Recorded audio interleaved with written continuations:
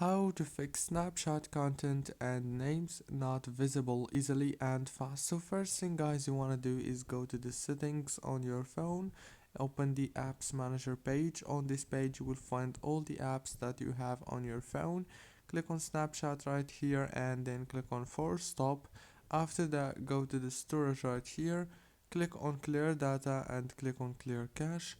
Go back, and now all what you want to do is go to the data usage. Make sure to disable the background data and the roaming data and enable only the Wi-Fi and the mobile data. And the last thing you want to do is make sure to update your Snapchat in the Play Store or the App Store if you have iPhone. It's very easy to update. Just search for it and you will find an update option. Don't forget to like and subscribe, and thank you so much for watching this video.